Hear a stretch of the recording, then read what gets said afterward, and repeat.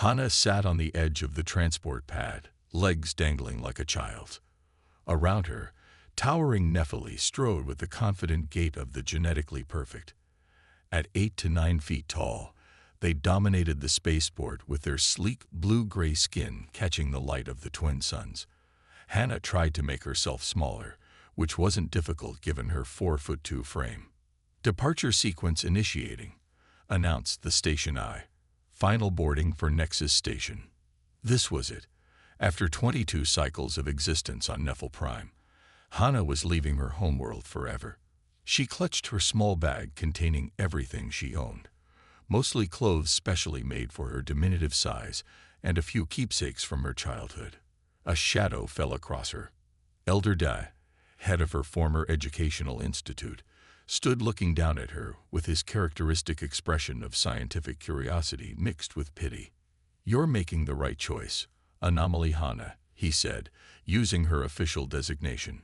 "Your genetic variance makes you unsuitable for contribution to Nephili society." Hana had heard these words her entire life. She was a genetic anomaly, the smallest adult Nephili in recorded history. Her growth had simply stopped when she reached what would be considered a juvenile stage for normal Nephili. "Thank you for your assessment," Hana replied, the formal response drilled into her since childhood. "I will seek purpose elsewhere." Elder Dan nodded, satisfied with her compliance. "Your linguistic aptitude is impressive. Perhaps other species will find use for your abilities." It was as close to a compliment as she had ever received. Elder Dai had been the one who discovered her unusual talent for languages when she was young. While her physical development lagged, her mind absorbed languages like water. She could learn a new alien tongue in weeks rather than years, a skill that might actually have value off-world. "Transport ready for departure," the AI announced. "All passengers board now." Hana stood, barely reaching Elder Dai's waist. "Farewell, Elder. May you find purpose, Anomaly Hana," he replied, already turning away. The transport was designed for beings of various sizes, but even the small seats were too large for Hana. She wedged herself into a corner, using her bag to support her back. Around her, other passengers, mostly Nephili business people and a few other alien species, paid her little attention. For once, she was grateful for her invisibility. As the transport lifted off, Hana watched through the viewport as the gleaming spires of the Nephili capital grew smaller. She had never belonged there. From birth, she had been classified as an anomaly, raised in the scientific institute rather than with a family unit. The Nephili were a practical species. They didn't waste resources on beings who couldn't contribute to their genetic advancement. The transport broke atmosphere, and Nephil Prime became a blue-green sphere below. Hana felt the strange hollowness in her chest that she had learned was sadness. She wasn't sad to leave, exactly. She was sad that there had never been anything to stay for. 3 days later, the transport docked at Nexus Station, a massive wheel-shaped structure at the crossroads of several major space lanes. Hana stepped off the transport into chaos. Unlike the orderly processions of Nephili society, Nexus Station was a riot of colors, smells, and sounds. Aliens of all shapes and sizes hurried past. Some were taller than Nephili, with multiple limbs or strange appendages. Others were small, even smaller than Hana. A screen near the dock entrance flashed with available work postings. Hana approached it cautiously, scanning for opportunities that might match her skills. "Translator needed. Section 42. Report to administration." Hana touched the posting, and it expanded with details. The station needed someone fluent in at least 5 major galactic languages to help with the increasing trade traffic. The Nephili language was one of those required. For the first time in her life, Hana felt a flutter of something that might be hope. Here, her size didn't matter. Her mind did. The administration office was crowded with beings from dozens of species. Hana weaved between legs and tentacles, finally reaching the front desk where a 4-armed insectoid being was processing applications. "Excuse me," Hana said in perfect Mantili, the insectoid's native language. "I'm here about the translator position." The being's compound eyes swiveled toward her, mandibles clicking in surprise. "You speak Mantili with excellent pronunciation." "Thank you," Hannah replied. "I also speak Nephili, Galactic Standard, Traxian, Viridian, and 7 other trade languages." The insectoid made a sound that Hannah recognized as impressed. "A Nephili who speaks other languages. Unusual. Your size is also unusual." "I am a genetic anomaly," Hannah said automatically.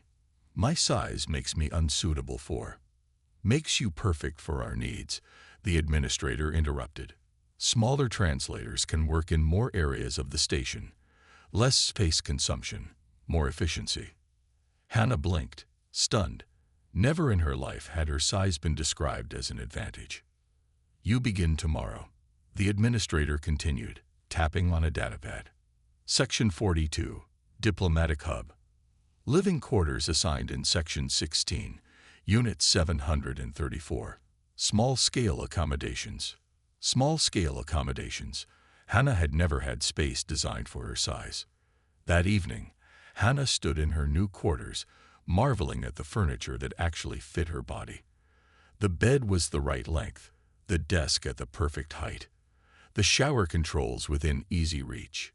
For the first time, she didn't have to climb or stretch or adapt to a world built for larger beings. Sitting on her perfectly sized chair, Hannah accessed the station's information network.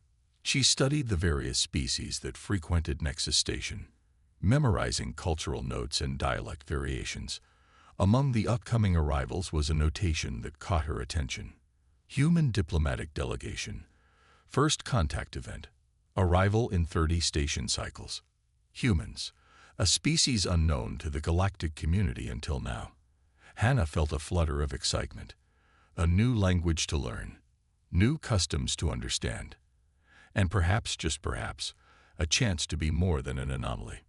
For the first time since she could remember, Hannah smiled. Hannah stood near the main docking bay, her slender blue-gray fingers adjusting the translator pin on her uniform. Today marked a historic moment for Nexus Station, the arrival of the first human diplomatic delegation. After 30 station cycles of preparation, the day had finally come. "Nervous?" asked Director Kwan, a tall Meridian with silvery skin who oversaw all diplomatic affairs. "A little," Hannah admitted. "I've studied their language transmissions, but meeting a new species is always unpredictable." Director Kwan nodded. "That's why we selected you. Your adaptability is exceptional." Hannah still found it strange to receive compliments. At Nexus Station, her small size and linguistic talents were assets, not defects. In the 6 months since her arrival, she had gained a reputation as one of the station's most skilled translators. The Station A's voice echoed through the arrival chamber. "Human vessel approaching docking bay. All welcoming personnel take positions." A crowd gathered behind the security barrier, station residents curious about the newcomers. Hannah stood at the front of the official welcoming party, data tablet in hand. Her heart beat quickly. Would the humans be like the recordings she had studied? Would they understand her? Would they tower over her like most species did? The airlock hissed as pressure equalized. Hannah held her breath as the doors slid open. The first human to step through was shorter than she had expected. While taller than Hannah at about 5 feet 10 inches, he was much smaller than the average Nephili. He had light brown skin and dark hair cut short. His eyes widened slightly as he took in the diverse welcoming committee. "Welcome to Nexus Station," Director Kwan said formally. "I am Director Kwan, Chief Diplomatic Officer." The translator pin converted his words to English, the human language Hannah had learned from their transmissions. The human's face lit up with a smile. "Thank you for your welcome," he replied in careful Galactic Standard. "I am Ambassador Sung, representing Earth and humanity." Hannah felt a surge of admiration. The human had learned Galactic Standard before arrival, a gesture of respect few new species bothered with. Director Kwan gestured toward Hannah. "This is Hannah, who will serve as your primary liaison and translator. She is fluent in your language and can assist with any communication needs." Ambassador Sung turned to Hannah, and she prepared herself for the familiar reaction. The surprise, the poorly hidden confusion at her small stature. Instead, the human simply extended his hand. "Pleased to meet you, Hannah," he said in English. Hannah hesitated before extending her own hand, remembering this was a human greeting custom. "The pleasure is mine," Ambassador sung. As more humans exited their ship, Hannah noticed something remarkable. They varied greatly in size and appearance. Some were taller than Ambassador Sung, others shorter. Their skin tones ranged from pale to dark brown, their hair in various colors and styles. Unlike the uniform appearance of Nephilim or many other species, humans seemed to embrace diversity. "Your delegation is quite varied," Hannah commented as she guided Ambassador Sung toward the diplomatic quarters. "Is that unusual?" he asked. "Most spacefaring species have achieved genetic uniformity," Hannah explained. "It's considered efficient." Ambassador Sung laughed. "Humans never cared much for that kind of efficiency. We think our differences make us stronger." Hannah found herself studying him with new interest. Such thinking was revolutionary by galactic standards. Over the next few days, Hannah worked closely with the human delegation. They were endlessly curious, asking questions about every species they encountered. Ambassador Sung proved to be a quick learner, absorbing cultural nuances with impressive speed. "Hannah, could you explain something?" Ambassador Sung asked one day as they walked through the station's central plaza. "I've noticed that other Nephilim on the station are much taller than you. Is there a reason for that?" The question struck Hannah like a physical blow. She had grown accustomed to her colleagues on Nexus Station, who never mentioned her size. "I am a genetic anomaly," she said automatically. "My growth stopped prematurely. On my homeworld, I was considered defective." Ambassador Sung frowned. "That seems harsh. On Earth, humans come in many sizes. The Nephilim value genetic perfection," Hannah explained. "My size made me unsuitable for contribution to society." "Yet you speak more languages than anyone I've met on this station," Ambassador Sung pointed out. "That seems like a valuable contribution." Before Hannah could respond, alarms blared throughout the station. Red emergency lights flashed along the corridors. "Warning. Containment breach in Science Sector," announced the station eye. "All personnel evacuate levels 30 through 35 immediately." Hannah's translator pin buzzed with incoming information. "There's been an accident in the xenobiology lab," she told Ambassador Sung. "Some kind of experimental organism has escaped containment." "Are people in danger?" Ambassador Sung asked, already moving toward the nearest comm panel. "Unknown, but the affected sectors include residential areas with children," Hannah replied, checking her data tablet. Without hesitation, Ambassador Sung pressed the comm panel. "This is Ambassador Sung. My medical team has experience with biohazard containment. We offer our assistance." Hannah stared at him in surprise. Most visiting dignitaries would seek safety, not volunteer to help. Within minutes, they were rushing toward the emergency command center. Director Kwan looked relieved to see them. "The creature is small but dangerous. It's releasing a toxin harmful to most oxygen brothers," he explained. "The maintenance tunnels are too narrow for our security teams." Hannah realized what needed to be done. "I can navigate the tunnels. My size is an advantage." "Too dangerous," Director Kwan objected. "We need to wait for the containment team. By then, the toxin could spread to the residential sectors," Hannah insisted. Ambassador Sung stepped forward. "I'll go with her. Humans have excellent environmental adaptation capabilities. Our medical team has provided antitoxin injections." Director Kwan hesitated, then nodded. "The station's safety takes priority." As they prepared to enter the maintenance tunnels, Ambassador Sung looked at Hannah with respect in his eyes. "Ready, partner." "Partner. Not anomaly. Not defect. Partner." Hannah nodded, feeling something new and unfamiliar growing inside her. A sense of purpose, of belonging. "Ready," she replied, and together they entered the tunnels, an unlikely pair united by a common goal. The maintenance tunnel incident had changed everything. After successfully capturing the escaped organism and preventing a station-wide disaster, Hana and Ambassador Sung had formed an unexpected bond. Their teamwork had impressed the station leadership, and Director Kwan officially assigned Hana as the permanent cultural liaison to the human delegation. "This is the Remembrance Garden," Hana explained as she guided Ambassador Sung through a quiet section of the station. Living plants from hundreds of worlds grew in carefully controlled environments, creating a peaceful oasis amid the metal and machinery of Nexus Station.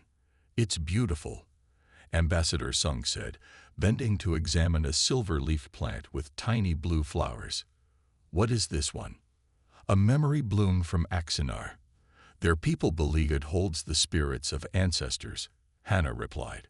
She watched his face as he gently touched the delicate petals. Unlike many diplomats she had worked with, Ambassador Sung showed genuine interest in other cultures. "Humans have similar beliefs about certain plants and places," he said. "We assign meaning to natural things. It connects us to something larger than ourselves." They continued walking, passing beneath a canopy of bioluminescent vines that glowed soft purple in the artificial twilight of the garden. Nexus Station operated on a standard 28-hour cycle, and the garden was programmed to simulate day and night patterns. "May I ask you something personal?" Ambassador Sung asked suddenly. Hana felt a flutter of nervousness, but nodded. "Of course. On your homeworld, did you ever feel angry about how you were treated?" The question caught her off guard. Nephili did not typically discuss emotions, especially negative ones. Such feelings were considered inefficient. "Nephili are taught to accept logical outcomes," she said carefully. "My genetic variants made me unsuitable." "That's what you were taught," Ambassador Sung interrupted gently. "But what did you feel?" Hana stopped walking. No one had ever asked her this before. She looked up at the human, seeing only curiosity and warmth in his expression. "Sometimes," she admitted quietly, "I felt broken, as if there was a mistake in my creation. I knew I could learn and contribute, but no one would give me the chance." Ambassador Sung nodded. "Humans have a long history of judging others based on physical differences. We've spent centuries trying to move past it." "Have you succeeded?" Hana asked. "Not completely," he admitted with a small smile. "But we've learned that diversity makes us stronger as a species. Different perspectives solve problems more effectively." They reached a small clearing with benches arranged in a circle. Ambassador Sung sat down, and Hana took a seat beside him. For a moment, they simply enjoyed the peaceful atmosphere of the garden. "Would you like to learn a human custom?" Ambassador Sung asked. "Very much," Hana replied eagerly. He reached into his pocket and pulled out a small package. "This is chocolate. It's a traditional Earth food that humans often share with friends." Hana accepted the small brown square, examining it curiously. "Is it nutritionally significant?" Ambassador Sung laughed. "Not really. We eat it because it brings pleasure." This concept was foreign to Nephili culture, where food was consumed purely for sustenance. Hana cautiously placed the chocolate in her mouth. The flavor was unlike anything she had experienced. Rich, sweet, and complex. Her eyes widened in surprise. "This is remarkable," she said after swallowing. "Nephili have nothing similar."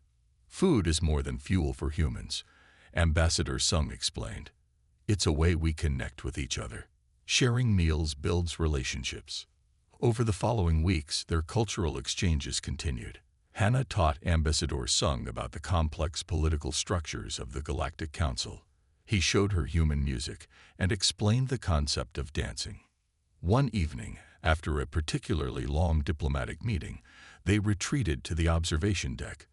The vast expanse of space stretched before them, stars glittering against the darkness. "Something's different about you," Ambassador Sung remarked. "Since we met, you've changed." Hana considered this. "I speak differently now," she realized. "I no longer introduce myself as an anomaly." "I noticed that," he said with a smile. "You're just Hana now." On Nephil Prime, My identity was defined by what I lacked, she explained.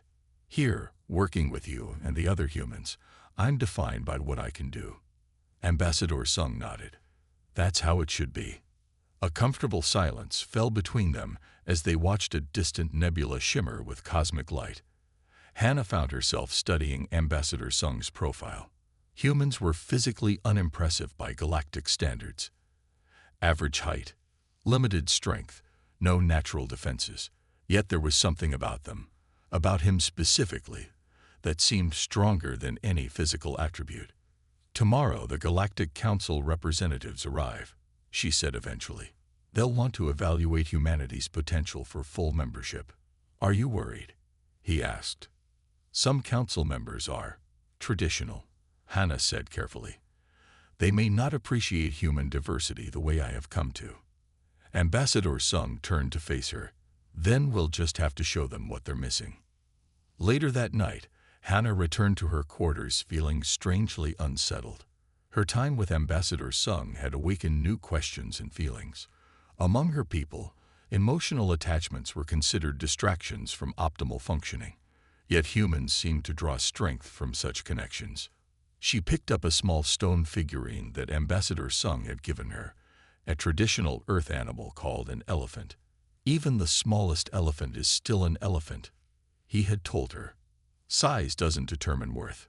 Hannah placed the figurine carefully on her desk and opened her communication terminal. A message was waiting from her former supervisor on Nephil Prime, requesting information about human physiology and capabilities for the Nephili database. She began to type, but stopped after the first sentence. How could she possibly explain humans through cold, scientific observations? How could she describe the way Ambassador Sung listened when others would have dismissed her?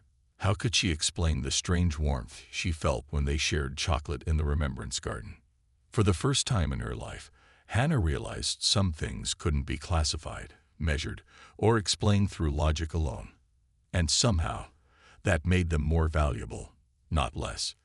The Galactic Council delegates arrived with the customary pomp that accompanied high-level diplomatic visits. Towering meridians, serpentine vexari, and the crystalline lumen representatives all emerged from their ships with their entourages trailing behind. Hannah stood beside Ambassador Sung in the formal reception area, her small stature nearly hidden among the various alien dignitaries. The Nephili delegation is docking now, Director Kwan announced. Hannah felt her heart beat faster. She hadn't seen another Nephili since leaving her homeworld 6 months ago. Ambassador Sung noticed her tension and gave her a reassuring smile. You're a respected station diplomat now, he reminded her quietly. Not what they labeled you before. The Nephili ship connected to the airlock with precise efficiency. The doors slid open, and 5 tall Nephili entered the reception hall. Their blue-gray skin gleamed under the station lights, and they moved with the fluid grace typical of their species. At the front walked a familiar figure, Elder Jin, one of the senior scientists from the institute where Hannah had been studied. Presenting Elder Jin, Chief Genetic Counselor of Nephil Prime, announced the station eye. Elder Jin's eyes swept the reception area, pausing briefly when he spotted Hannah. His expression remained neutral, but she recognized the slight narrowing of his eyes, scientific curiosity. The formal introductions proceeded, with each delegation greeting the others according to their cultural protocols. When it came time for the human delegation to be presented, Ambassador Sung stepped forward confidently. Earth extends greetings to the Galactic Council and looks forward to sharing knowledge and culture with all species present, he said, his voice clear and steady. Elder Jin studied the human with undisguised interest. Fascinating. You are physically smaller than many spacefaring species, yet you've achieved interstellar travel. What compensates for your physical limitations? Hannah winced at the bluntness of the question, but Ambassador Sung didn't seem offended. Humans don't see differences as limitations, he replied.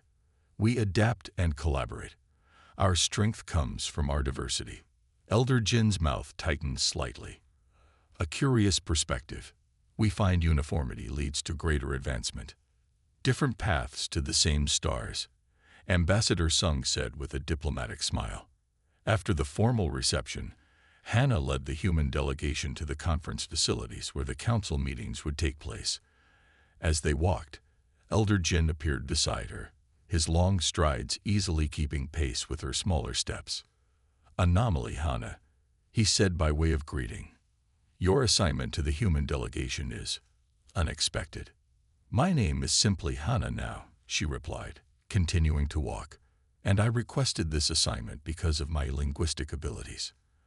Elder Jin studied her. "The humans are physically similar to your size deviation. Is that why you've attached yourself to them?" Ambassador Sung, walking nearby, overheard the comment. Before Hannah could respond, he stepped closer. "Hannah is respected here for her exceptional skills," he said. "Size has nothing to do with capability." Elder Jin regarded the human with scientific detachment. An interesting theory, but not supported by galactic evidence. Small species typically remain primitive or are conquered. "Then perhaps the galaxy has been measuring the wrong things," Ambassador Sung suggested. The elder's expression hardened. "The Nephilim have 3,000 years of genetic refinement behind our conclusions. What do humans have?" "Compassion," Ambassador Sung said simply, "and the wisdom to know that different isn't inferior." Elder Jin turned back to Hannah. "I see you've adopted their inefficient sentimentality. Disappointing, but not surprising given your genetic limitations." He walked away, leaving Hannah standing rigid with an unfamiliar emotion burning through her, anger. She had never allowed herself to feel it before, but Ambassador Sung's presence had somehow given her permission. "Are you okay?" Ambassador Sung asked quietly. "I'm fine," she said automatically, then paused. "Actually, no, I'm not fine. I'm angry." To her surprise, he smiled. "Good. Anger can be healthy when it comes from recognizing injustice." The council meetings began the next morning. Representatives from 23 spacefaring civilizations gathered to discuss trade agreements, territorial disputes, and the potential admission of humanity into their ranks. Ambassador Sung presented Earth's case with eloquence, showcasing human achievements in science, art, and sustainable development. During a recess, Hannah overheard Elder Jin speaking with the Vexari delegate in the refreshment area. "The humans are physically unimpressive and genetically chaotic," Elder Jin was saying. "Their inclusion would lower council standards." "They seem intelligent enough," the Vexari delegate replied, its serpentine body coiling thoughtfully. "Intelligence without proper structure leads to unpredictability," Elder Jin countered. "Their attachment to genetic deviations is particularly concerning." Hannah realized he was talking about her relationship with the human delegation. She moved closer, pretending to adjust the refreshment display. "They even appointed an anomaly as their liaison," Elder Jin continued. "It demonstrates poor judgment." "Perhaps," the Vexari said, "but their technology is compatible with ours, and their resources are abundant." Elder Jin lowered his voice. "There are concerns about their true intentions. We've received reports that they've been mapping defensive systems on multiple worlds." Hannah froze. This was false. She had been with the human delegation for every diplomatic visit. They had never attempted to access security information. "That would be troubling," the Vexari agreed. "Do you have evidence? It will be presented at tomorrow's security briefing." Elder Jin replied smoothly. "I suggest delaying any vote on their membership until then." Hannah slipped away, her mind racing. The Nephilim were planning something, perhaps fabricating evidence against humanity. She needed to warn Ambassador Sung. As she hurried through the station corridors, a large figure stepped out from a side passage, blocking her path. It was one of Elder Jin's assistants. "Anomaly, Hannah," he said coldly. "Elder Jin requests your presence for a genetic consultation." "I'm needed at the diplomatic quarters," she replied, trying to step around him. The assistant moved to block her again. "This isn't a request. The Elder believes your genetic deviation might be affecting your judgment regarding the humans. A series of tests has been scheduled." 2 more Nephilim appeared behind her, effectively trapping her in the corridor. "I decline the consultation," Hannah said firmly, trying to keep her voice steady. "You misunderstand," the assistant said. "Your previous authorization from Nephil Prime was never rescinded. You remain property of the Genetic Institute for study purposes." As they moved to take her arms, Hannah pressed the emergency button on her translator pin, a silent alarm that would alert station security. But before help could arrive, something pressed against her neck, and darkness swallowed her consciousness. Her last thought was of Ambassador Sung, and the security briefing where lies would be told about him and his people, lies she now couldn't prevent. Hannah woke to the hum of medical equipment. Her vision cleared slowly, revealing the sterile white walls of what appeared to be a laboratory. She tried to move, but restraints held her wrists and ankles. Panic fluttered in her chest as she recognized the familiar setup, the same type of examination room where she had spent much of her childhood on Nephil Prime. "Subject is conscious," noted a clinical voice. Elder Jin stepped into view, datapad in hand. "Anomaly Hannah, your biological responses to human presence have proven most interesting. Your brain chemistry shows significant alterations." "Where am I?" Hannah asked, though she suspected the answer. "The Nephili research vessel," Elder Jin replied. "We depart for Nephil Prime in 6 hours. Your unprecedented exposure to human influence makes you a valuable research subject. The station security has been informed that you voluntarily rejoined your people," Elder Jin interrupted. "A logical choice, given your genetic limitations." Hannah struggled against the restraints. "You're lying about the humans. They never mapped defensive systems." Elder Jin's expression remained impassive. The security of the galaxy takes precedence over factual precision. Humans represent unpredictability. Their concept of valuing weakness, as demonstrated by their interest in you, poses a cultural contamination risk. "It's not weakness," Hannah argued. "It's seeing worth beyond physical traits. A dangerous philosophy," Elder Jin said dismissively. "The evidence has already been prepared for the Council. By tomorrow, humanity's application for membership will be denied, and restrictions will be placed on their movements within Council space." He turned to leave, pausing at the doorway.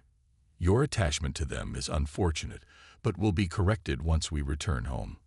Alone in the laboratory, Hannah fought against rising despair. The humans would be unjustly rejected by the Council, possibly even labeled as threats, and she would return to being a research subject, her brief taste of freedom and respect only a memory. Hours passed. Hannah had almost given up hope when she heard a commotion outside the laboratory door. Raised voices, a thud, then silence. The door slid open. Ambassador Sung stepped inside, followed by 2 of his human colleagues.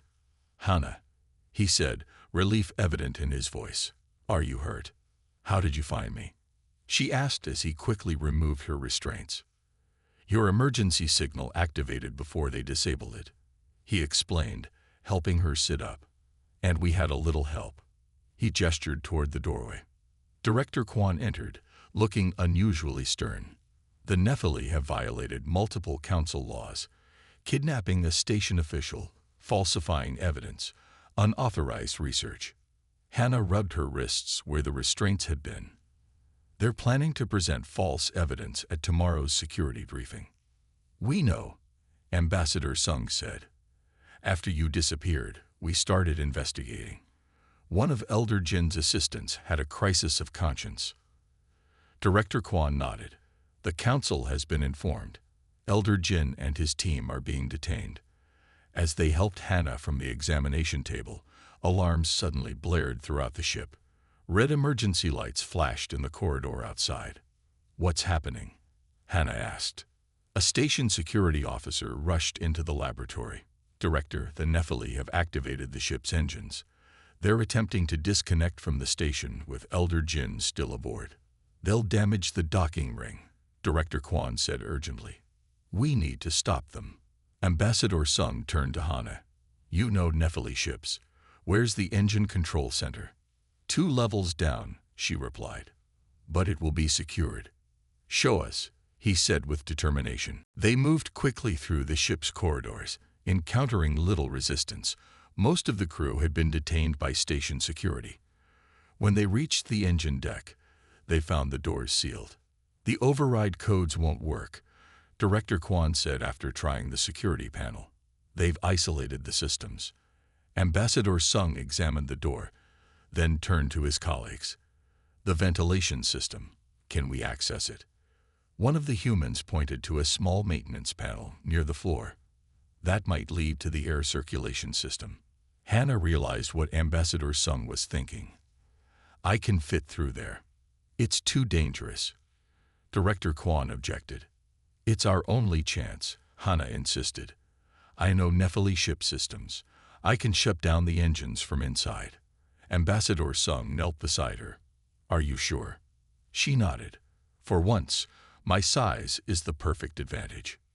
With the help of the humans, she removed the maintenance panel and squeezed into the narrow tunnel beyond.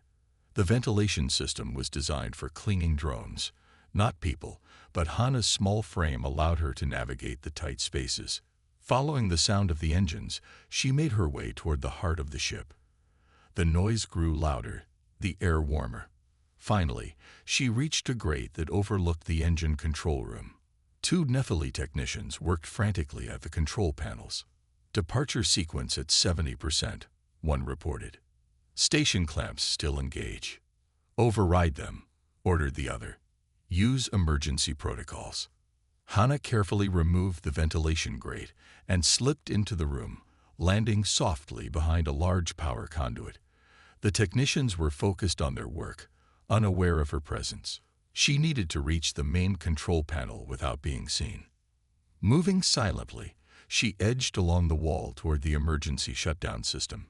Just as her hand reached for the lever, one of the technicians turned.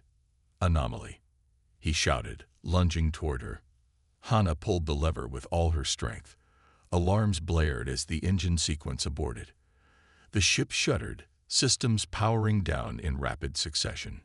The technician grabbed her arm, his grip painful. "What have you done?" "Stopped you from making a terrible mistake," she replied, no longer afraid. The door to the engine room burst open. Ambassador Sung and station security rushed in, quickly subduing the technicians. "Are you all right?" Ambassador Sung asked, helping Hannah to her feet. "Yes," she said, "better than all right." The next day, the Galactic Council convened an emergency session. Elder Jin and his associates were formally charged with multiple violations. The evidence against humanity was revealed as fabricated, and the Council extended an official apology to Ambassador Sung. When it came time for the vote on Earth's membership application, Hannah stood proudly beside the human delegation. One by one, the Council representatives cast their votes. The result was overwhelming. Humanity would be welcomed into the galactic community. As the session concluded, Ambassador Sung turned to Hannah. "What will you do now?" he asked. "You could return to Earth with us if you wanted. We have many research institutions that would value your linguistic abilities." Hannah looked around the council chamber, at the diverse species gathered there. For so long, she had believed she didn't belong anywhere. Now she realized she belonged everywhere, and with everyone who valued differences instead of fearing them. "I would like that very much," she said. "But first, I think there are other species who might benefit from what humans have taught me." 6 months later, Hannah stood before a group of young Nephili, all classified as genetic variations, in the first interspecies cultural center on Earth. Beside her, Ambassador Sung watched with pride as she addressed her students. "In the galaxy, there are those who will tell you that difference means defect," she told them. "But humans have shown me that diversity is the true strength of any species. Your unique perspectives will solve problems that others cannot even see." One small Nephili raised his hand. "Will we ever be accepted?" Hannah smiled at him. "You already are, right here, right now. And someday the rest of the galaxy will understand what humans have always known. That worth isn't measured by height or strength or conformity, but by heart, mind, and spirit." As the students dispersed for their lunch break, Ambassador Sun joined her by the window overlooking the Earth city below. "You've come a long way from Anomaly Hana," he observed. "We all have," she replied, watching the diverse people moving through the streets below. Tall and short, of every color and shape, each one unique and valued. And we have much further to go, together.